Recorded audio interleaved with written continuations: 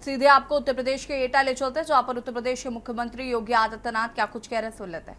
भारी संख्या में उपस्थित एटा संसदीय क्षेत्र और कासगंज से जुड़े हुए मेरे सभी बहनों और भाइयों, लोकसभा चुनाव 2024 तीसरे चरण के चुनाव के क्रम में आज मुझे सरदेव बाबूजी की कर्म भूमि एटा में आपके बीच में आने का अवसर प्राप्त हुआ है। बहनों और भाइयों,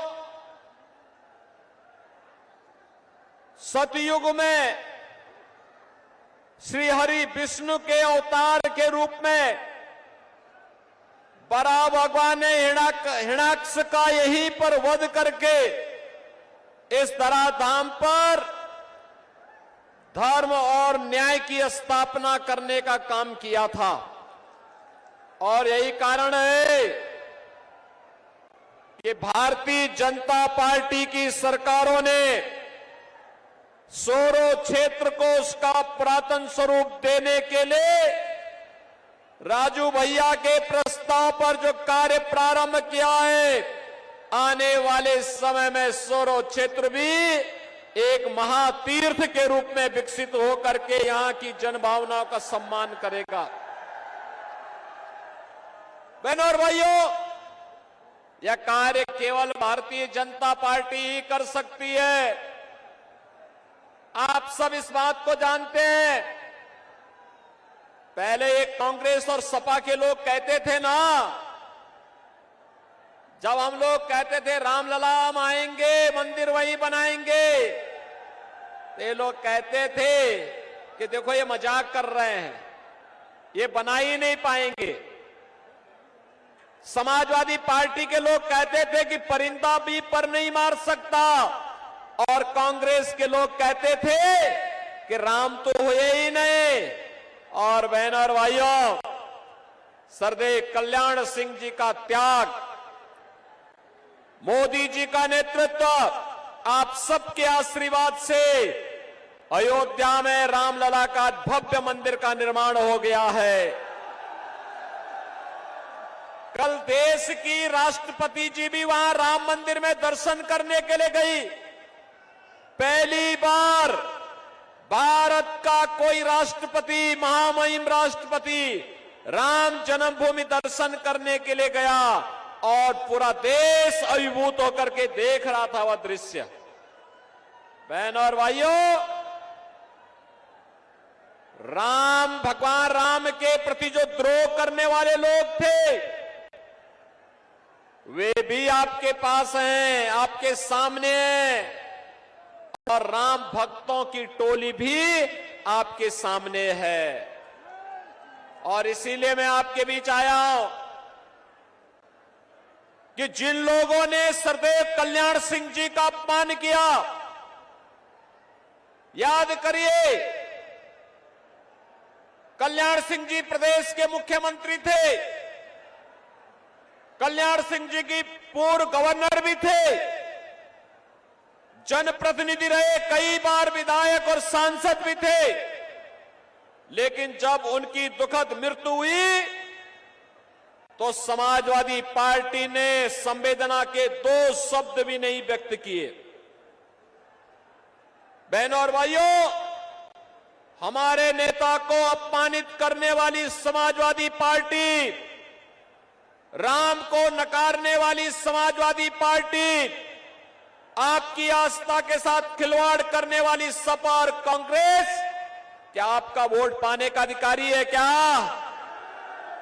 आपका वोट पाएगी? क्या अगर इनके कारनामों का मैं किस्से सुनाना प्रारंभ कर दूंगा तो बहनों और भाइयों बड़ा लंबा समय लगेगा। मैं आज आपके बीच में केवल कुछ मुद्दों पे चर्चा करने के लिए आया हूं। मैं अभी यहां पर आया था और मुझे यहां पे बताया गया कि अहल्या समाज को प्रमाण पत्र दिलाने के बारे में। बहनों और भाइयों, अहल्या समाज आजादी के 2-3 वर्षों तक, 4-5 वर्षों तक उन्हें आरक्षण का लाभ मिल रहा था। कांग्रेस की शरारत के नाते उनको उनकी मूल जाति से आरक्षण की सुविधा से वंचित करने का पाप कांग्रेस ने किया है, कांग्रेस ने। और याद करिए, एरिया समाज को मैंने स्वयं लखनऊ बुलाया था और उनके बारे में मैंने स्वयं भारत सरकार को प्रस्ताव भेजा है कि इनको भी अनुसूचित जाति की सुविधा का लाभ मिलना चाहिए।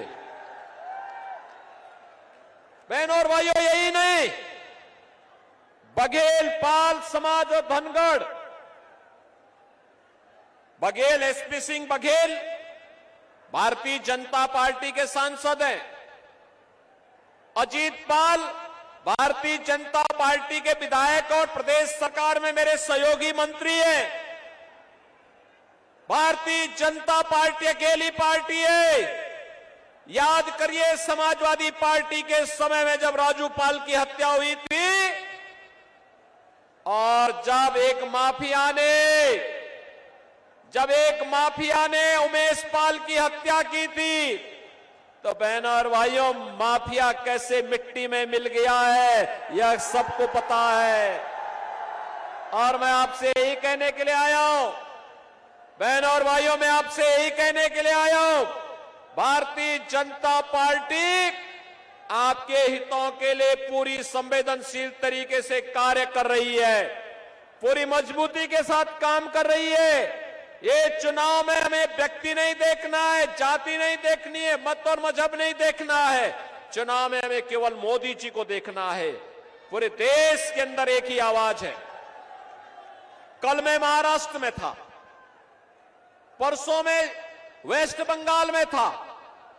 मुझे अब तक 8 राज्यों में जाने का अवसर प्राप्त हुआ और बहनों और भाइयों, 8 राज्यों में जो माहौल है वह माहौल है, हर जनता एक ही स्वर से बोल रही है कि फिर एक बार